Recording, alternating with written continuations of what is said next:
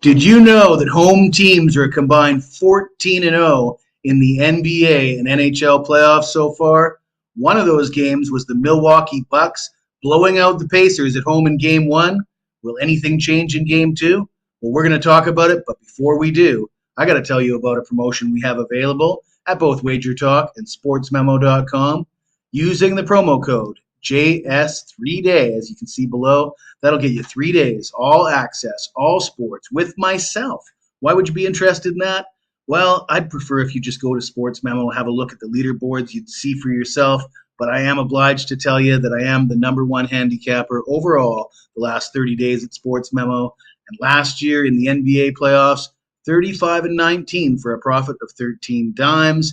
And over the last 5 years in the NBA playoffs, 134-87, 61% winners for a profit of 36 dimes. I know we could all use a few extra dimes at the end of the playoffs. So you come see me at sportsmemo.com, use that promo code, and get a 3-day all-access pass for only $29. Now let's talk about Game 2 between the Milwaukee Bucks and the Indiana Pacers. I think we're in danger of perhaps overreacting to the results of Game 1. At least I'd like to think so. I did have the Pacers in Game 1, and I did do a video about that. And somebody on YouTube hit me up in the comments and said, "Oh, I love it when the so-called analysts stick their foot in their mouth." Well, the so-called analysts like myself, we don't intend to win 100% of our bets. In fact, if we win 55% of our bets, we're doing pretty good. If we win 60% of our bets, we're doing phenomenal. So it's not like I'm sticking my foot in my mouth because I gave out a pick that didn't win. That does happen at least 40% of the time. And I don't think you want to overreact. I mean, the reason I went with the Pacers in Game 1 was I was going against the injured player theory. I know a lot of people are really keen on that theory, but for me, it's got to make sense with all the other factors. And I cited the fact that the Pacers came into Game 1 winners of 7 of their last 10. The Bucks had lost 7 of their last 10. The Pacers did win the regular season series.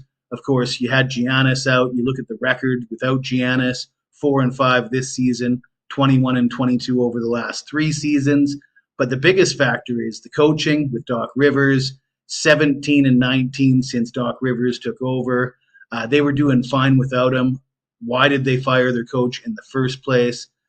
This team has got some issues clearly, and one big win in Game 1 doesn't solve all those problems to me. And actually, there is some warning signs. Clearly, the Pacers weren't ready to play. They got punched in the mouth early, and they weren't able to come back. That being said, they did come within 12 points heading into the fourth quarter. You saw Damian Lillard score 35 points in the first half, 0 in the second half. Perhaps some adjustments were made, or perhaps he just missed all his shots. I'll leave that up to you guys to decide, but I expect to see a better effort from the Pacers here. They shot 39.6% from the field in Game 1, 21% from the three-point range, and only 66% from the free throw line.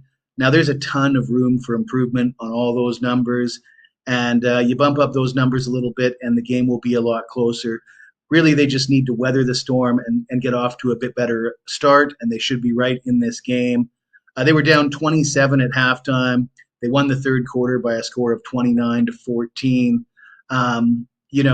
We're going to see some coaching adjustments, and will Doc Rivers' coaching come back to haunt the Milwaukee Bucks? Perhaps. I'm still confident that the Pacers might just be the better team here, and I'm willing to take a stab at the Pacers at a big price to win Game 2 and the series. So I'm looking at the game and series double. That is the Indiana Pacers to win Game 2 and go on to win the series. It pays out $280, pretty good payout. I'm just not going to change my mind and become a believer in the Milwaukee Bucks overnight just because they had one good game. I'm going to forgive the Pacers for having a bad game and trust them to come back and play better in Game 2. So if you like this pick, smash that like button, subscribe to the channel. If you got anything to say to me, even if it's nasty, you hit me up in the comments below. I'll get back to you as soon as I can. Good luck. We'll see you again soon.